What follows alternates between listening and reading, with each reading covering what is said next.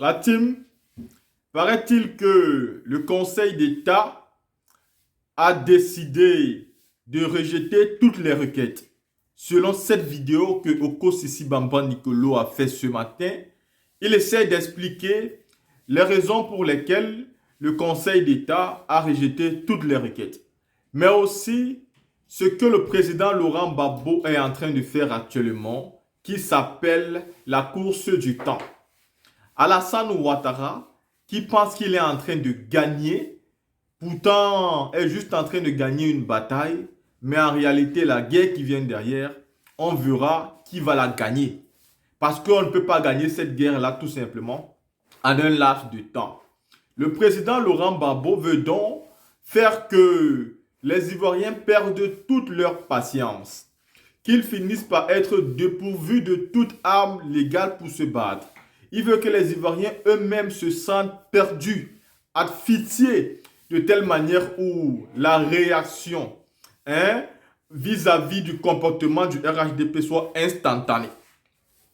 Le président Laurent Gbagbo mène donc une politique aussi qui consiste à jouer avec le temps. Car la force du temps a toujours démontré qu'elle a raison. Si aujourd'hui, les gens du RHDP veulent prendre toutes les mairies de force, veulent prendre toutes les régions de force, c'est parce que justement, Alassane Ouattara a peur. Et il pense que même une mairie, même une région laissée à l'opposition pourra être la cause de sa chute, de sa défaillance. Mais à côté, moi j'aimerais dire que je n'ai pas encore vu les résultats officiels. Donc si le Conseil d'État a vraiment décidé de totalement rejeter, nous attendons réellement de voir ça officiellement sortir. Tant que ce n'est pas officiellement sorti, on continue de croire que peut-être tout n'a pas encore été fait. Parce que je continue à avoir le doute sur le fait que le Conseil d'État va prendre le risque de laisser Adama Bictogo être le maire à Yopougon, sachant très bien que ce monsieur n'a pas gagné l'élection là-bas. Et si cela est fait, je pense qu'il y aura des retombées.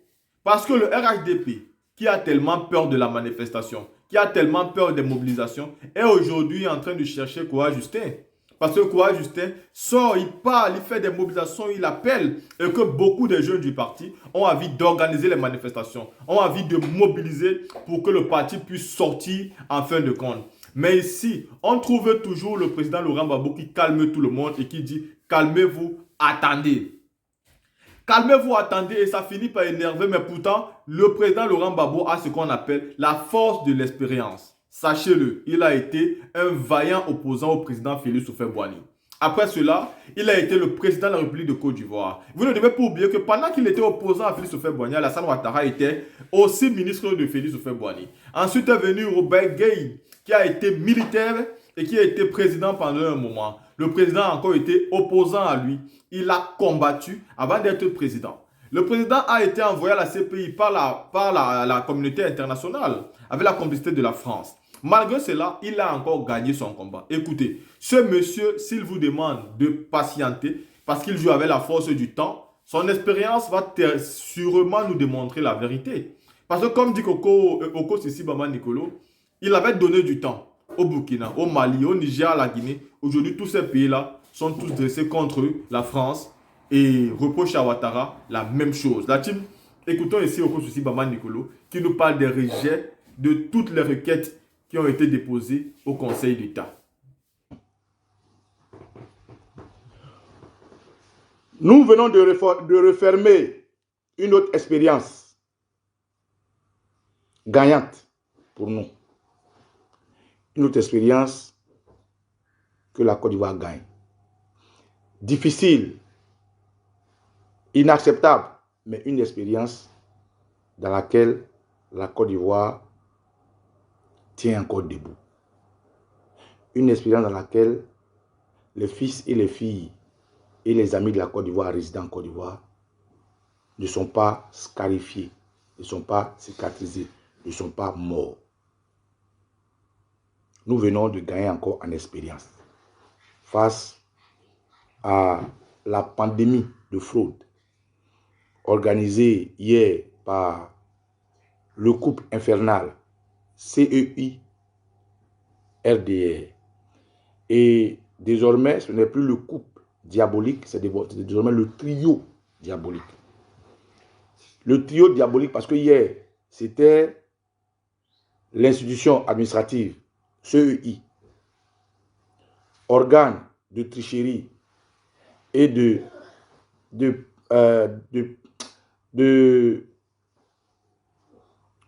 laboratoire pour porter atteinte à la sûreté de l'État, CEI, ajouté à la bande armée de mercenaires, de djihadistes et de terroristes, le RDR, si à la rue Le Pic, à ces deux kidams défectueux, malhonnêtes, qui ont abusé de la confiance des Ivoiriens, vient de s'ajouter le Conseil d'État.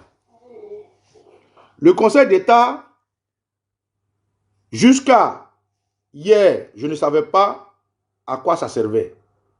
Je ne savais même pas ce qu'on appelait Conseil d'État. Pour vous dire vrai, moi je ne savais pas.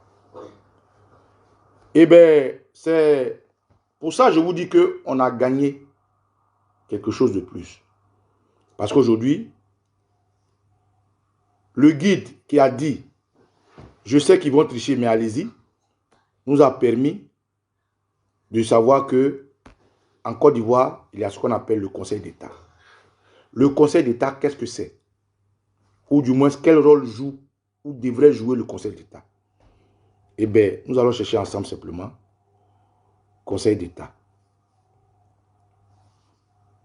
Quel est le rôle du Conseil d'État? Le Conseil d'État rend des avis juridiques sur les lois et réglementations avant qu'elles ne soient débattues, votées au Parlement ou entrent en vigueur. Le rôle du Conseil d'État est de garantir la sécurité juridique des projets de textes qui lui sont soumis. Donc je répète, Afrique, mon Afrique, mes respects. Qu'est-ce que c'est que le Conseil d'État? Une nouvelle expérience que nous venons de franchir. Un gain dans notre culture et dans notre sculpture. Le Conseil d'État dont on parle et qui est une notion nouvelle pour moi à cause de ce jeu électoral qui est pour le RDR la guerre, est un organe qui rend des avis juridiques sur les lois et réglementations avant qu'elles ne soient débattues et votées au Parlement ou entrent en vigueur. Son rôle est de garantir la sécurité juridique des projets de texte qui lui sont soumis. Les missions du Conseil d'État. Je vais prendre une mission. Quels sont les pouvoirs du Conseil d'État? Le Conseil d'État exerce deux missions. Le Conseil d'État exerce deux missions. Juger les conflits entre les citoyens et l'administration. Je répète, le Conseil d'État exerce deux missions.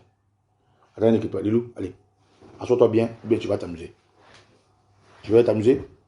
Non. Assois-toi bien. Le Conseil d'État exerce deux missions. Juger les conflits entre les citoyens et l'administration. Rendre des avis juridiques au gouvernement et au Parlement sur les projets de loi et de réglementation par des missions. Le Conseil d'État est l'un des piliers de l'État de droit. Quand je finis de vous définir ce que c'est que le Conseil d'État et qu'à la fin vous attendez est l'un des piliers de l'État de droit, on se comprend tout de suite. On comprend que c'est sans surprise que ce n'est plus le couple terroriste, RDR, CEI, mais ça devient un trio.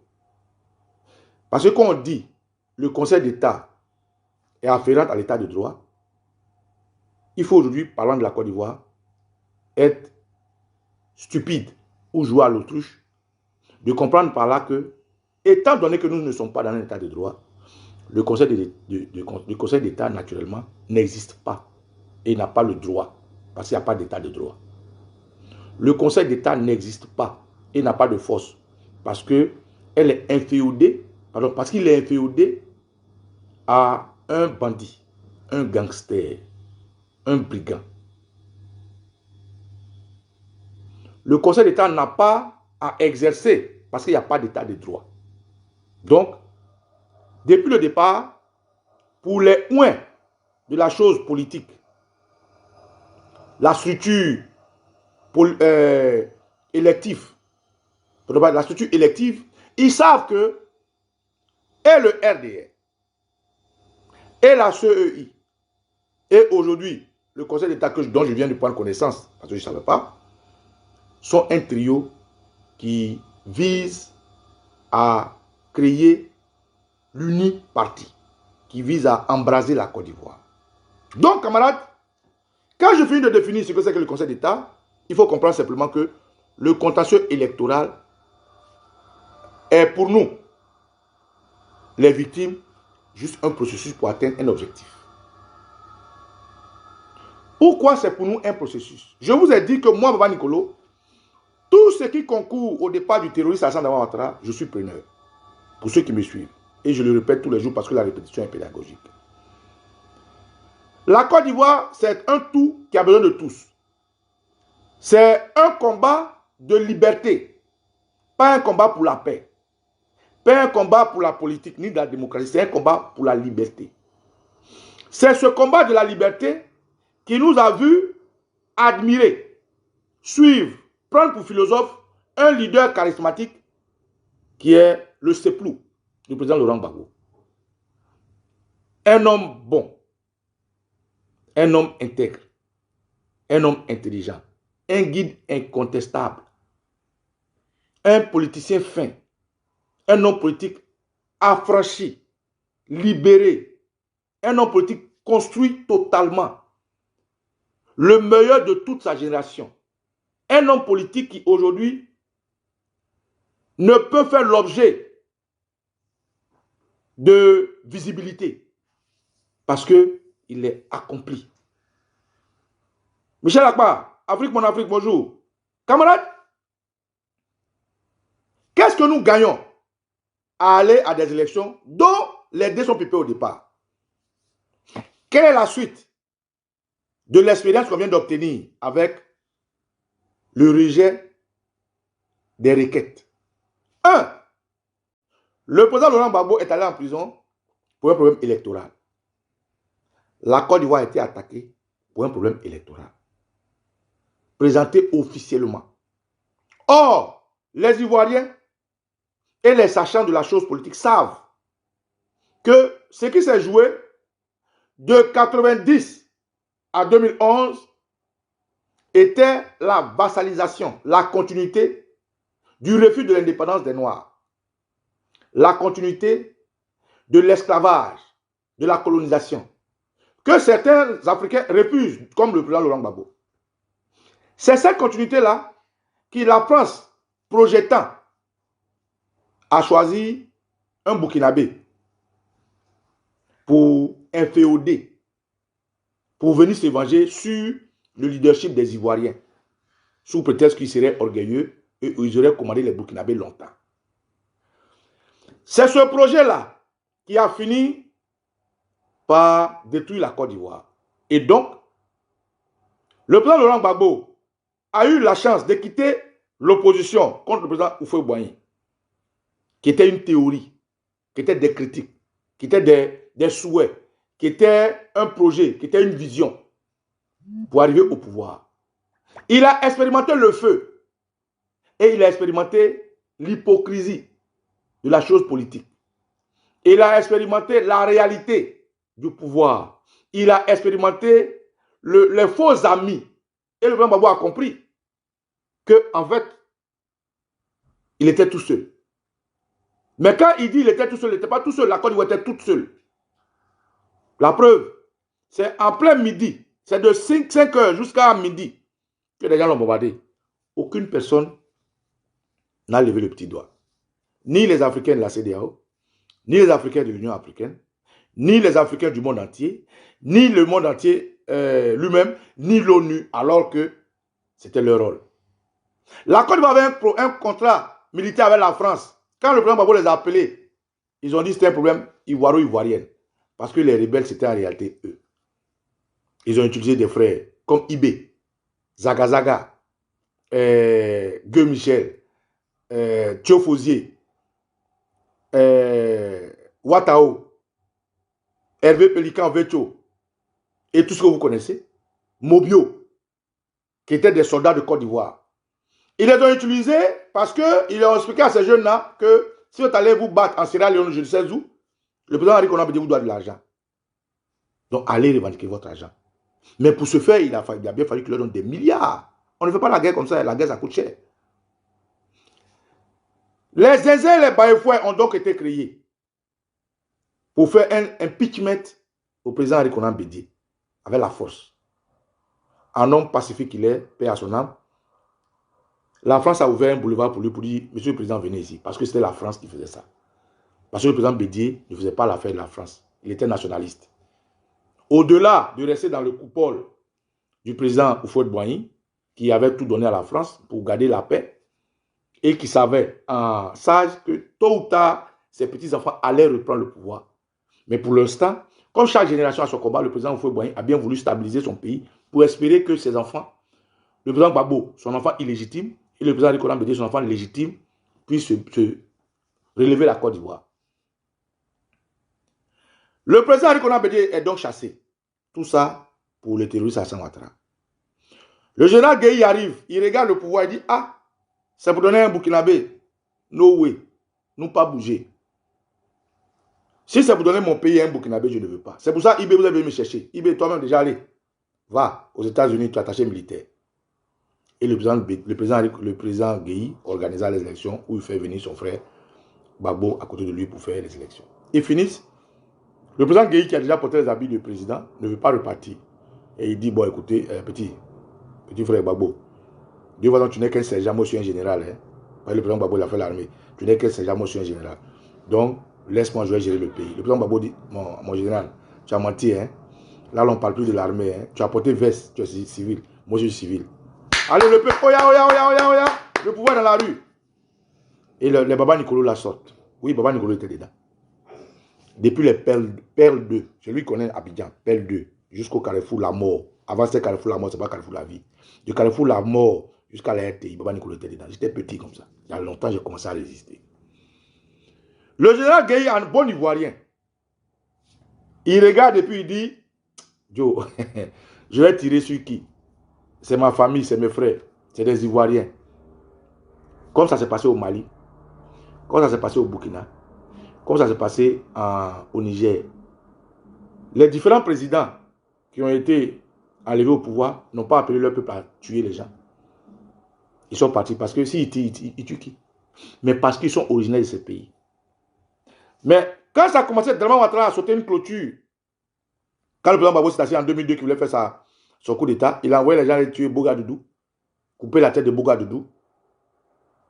Ils ont mis des sacs qui sont partis avec. Le terroriste Ouattara a sauté une clôture pour entrer à l'ambassade, chez l'ambassadeur du Japon ou l'ambassadeur de France, je ne sais où. Frère, je vous fais ce petit rappel parce qu'on vient de sortir du 19 septembre. Pour vous dire quoi?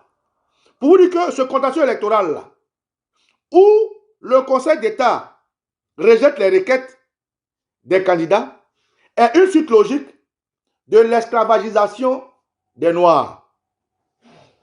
C'est une suite logique du refus de l'émancipation des Ivoiriens.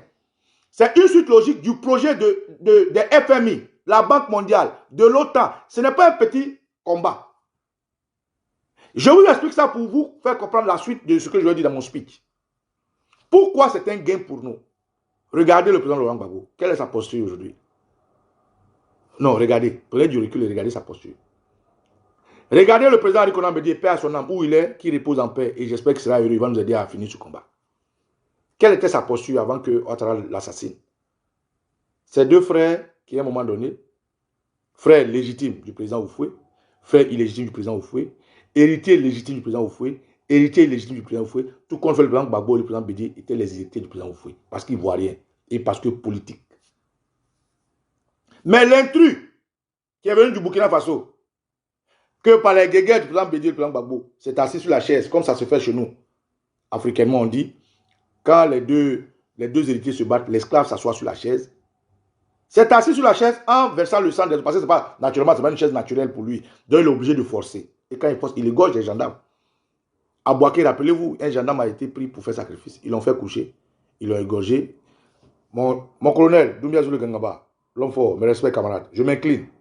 Doumbia, je peux continuer? Oui, excusez-moi, parce que Doumbia Zulu Gangaba, c'est un membre de la Dream Team, donc je m'incline. Est-ce que je peux continuer, mon général?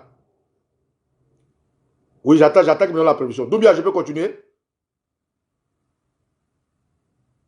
Doumbia aussi, il ne comprend pas français, il ne peut pas écrire, il faut continuer. Début, je te demande, il faut continuer, tu es là, tu es malade. Je peux continuer, Doumbia. Il y a François Kumaloa. Il y a l'école Fa, Loa. Je te demande, je peux continuer, pas écrire, il faut continuer. Tu es là, tu es malade. Je tiens à saluer à travers toi tous les camarades de la Dream Team. Bref, camarades. Donc, quand les deux héritiers, qui chacun avec sa vision de la Côte d'Ivoire, décident de montrer ce qu'il fait pour son pays, comme deux enfants à qui on achète un cadeau et qui ne savent pas comment ils vont l'arranger. Le président Bédié et le président Gbagbo font le lit du Burkinabé Ouattara, qui lui, comme il sait qu'il n'est pas de la lignée des éléphants, c'est un cheval, étalon du Yénéga. Drama Ouattara est un cheval. Sa femme, Ebru Ouattara, est un renard, une civette. C'est ça, non? Non, c'est pas ça. Elle est... le truc des Algériens, on appelle ça comment? Le petit renard du désert, là, on appelle ça... Aïe.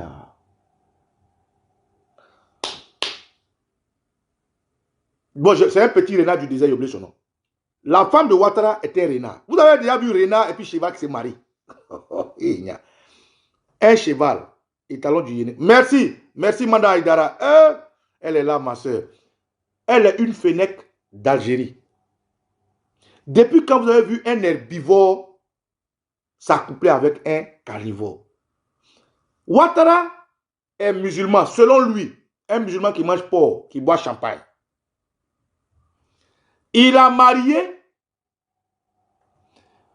une juive qui, dans leur vie là-bas, les juifs et les musulmans, depuis Israël, ne s'attendent pas. Mais Ouattara a eu la force de marier, lui, le cheval, de marier un carnivore, un fenêtre. Donc, ces deux, ce couple hybride-là, ce couple, vraiment qu'on ne comprend pas là, non seulement elle est juive, mais en plus de cela, elle est algérienne. Depuis vous promenez, vous avez vu combien d'Algériens mariés un noir? Depuis vous promenez là, vous avez vu combien d'Algériens mariés un noir? Vous avez vu combien? Et ce n'est pas seulement ça. C'est-à-dire l'incompatibilité de Drama Ouattara et de sa femme. Ce n'est pas seulement parce qu'il est musulman, elle est juive. Hein? Ou bien parce qu'il est noir, elle est algérienne. Hein? Mais parce que Ouattara est un... Depuis quand vous avez vu un Algérien marié un Burkinabé?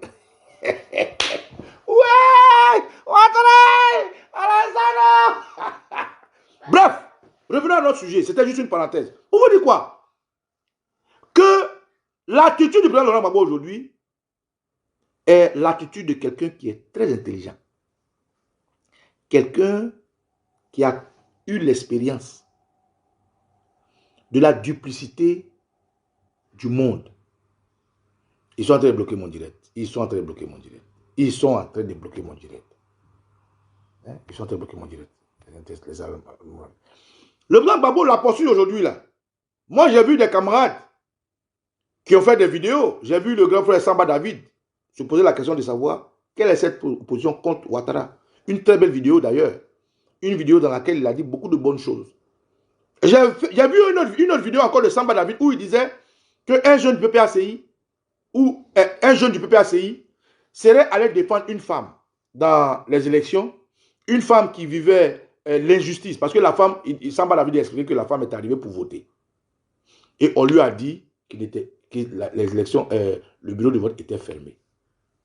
Et quand la femme voulait partir, il y a un RDA qui est venu et les gens ont permis au RDA de voter. Donc la femme a dit, mais pourquoi vous me dites il est l'heure? Afrique pour Afrique, ok. Afrique pour Afrique dit, Drama n'est pas burkinabé, mais plutôt voltaïque. Et donc, à partir, puisque son père ne s'est identifié dans aucune administration. Donc, Samba David, dans une deuxième vidéo, expliquait qu'il y a une dame qui est venue pour voter. Et les gardiens de Ouattara, les mercenaires de Ouattara, qui surveillent les urnes déjà préparées, ont refusé que la femme vote. Quand la femme voulait partir, un RDA est venu et le RDA a eu accès à l'espace de vote. Donc la femme est revenue, leur dit, mais pourquoi moi je viens vous refuser que je vote? Vous dites il est l'heure et vous prenez un nouveau arrivant. Donc, la femme a été bastonnée et pendant qu'on la bastonnait, un autre Ivoirien est venu défendre la femme. Ils ont pris et la femme et l'Ivoirien, on dit atteinte à la sûreté de l'État. On les a mis en prison. Donc, naturellement, dans les émotions, Samba David qui dit que le président Gbagbo exagère. Il souhaiterait que les Ivoiriens n'aillent plus en prison à cause de lui. Et patati et patata. Donc, je veux juste prendre cette brèche-là pour expliquer, non seulement à Samba David, qui est mon frère, que je pourrais appeler, mais comme je dis toujours, moi, si tu vas en public, on achète en public. Pour dire quoi? L'attitude du président Laurent Gbagbo est l'attitude de quelqu'un qui a vu le lion. Je répète, l'attitude du président Gbagbo est l'attitude de quelqu'un. Lui, tu as trop regardé la télé. Allez, va t'amuser. Va t'amuser un peu. Tu as trop regardé la télé. Est l'attitude de quelqu'un qui a vu le lion. C'est différent de celui qui a attendu que le lion arrive. Qu'est-ce qui se passe? Le président Gbagbo a compris, par son expérience que nous tous, nous sommes contemporains, savons, que ces rapports diplomatiques-là, d'abord, il faut avoir le pouvoir pour avoir la puissance de l'État. Quand je parle de puissance de l'État, je parle des armes, de l'armée, je parle de tout ce qui va avec. Des rapports diplomatiques, des amis et autres.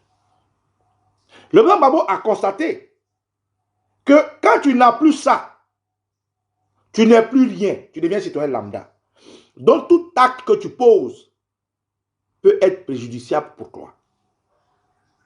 La preuve, il était au pouvoir, mais l'hypocrisie mondiale de la chose dite démocratie a renversé sa légitimité, sa légalité, son droit à reprendre des élections à un fait d'offense. Il a été combattu, bombardé, attaché, déporté devant le monde entier. Il a compris ça. Mais pourtant, il avait la puissance de l'État. Sauf que sa force ne valait rien parce que son pays était divisé. Sauf que sa force n'avait pas de poids parce que son pays était sous le joug de l'ignorance, de la manipulation, de l'information, la mauvaise information. Donc, dans son sein, dans sa maison, il y avait des traîtres. Il y avait ses fils et ses filles qui étaient entredéchirés. Donc, naturellement, sa survie était minime. Il a vécu ça. Au-delà de ça, quand il était déporté à la CPI et qu'il a gagné son procès, le monde entier était là. Et les gens sont venus lui faire encore une autre injustice pour lui dire non, on va reporter ta libération. Il a subi ça. Quand il quitte là-bas, qu'il revient, devant lui, on arrête ses militants. On terrorise le président Henri Konan Bédié, son frère. Lui-même, on le terrorise. On terrorise tous les Ivoiriens. Il a compris qu'il faut jouer la carte du temps. Je répète. Le président Gbagbo a compris qu'il faut jouer désormais la carte du temps. Pourquoi il joue la carte du temps? Parce que la carte du temps est la carte de la vérité pour lui. La carte du temps est la carte qui ne ment pas. La carte du temps est la carte de nos ancêtres, la carte de Dieu. Et la carte du temps est la carte qui fera moins de mal aux Ivoiriens. Pourquoi la carte du temps qui joue fera moins de mal aux Ivoiriens? Parce qu'il a compris que les Ivoiriens sont affamés exprès. Les Ivoiriens sont affamés exprès. Pourquoi Ouattara affame les Ivoiriens? C'est pour les amener à la débauche. Pour les amener à la quête facile de l'argent. Pour les amener à être corruptibles, pour les amener à être désintégrés, pour les amener à la fin, à ne pas être libres. Le président Oufoué a dit, un homme qui a faim n'est pas un homme libre. Donc le président Gbagbo, dans sa vision politique, dans l'intelligent qu'il est, il a compris que Ouattara fait tout pour que la Côte d'Ivoire s'embrase. Les actes qu'il pose là, c'est quelqu'un qui veut que la Côte d'Ivoire s'embrase. Mais pourquoi il veut que la Côte d'Ivoire s'embrase? Parce qu'il n'a pas la force de faire des élections claires. Parce qu'il n'a pas la force de convaincre dans les urnes.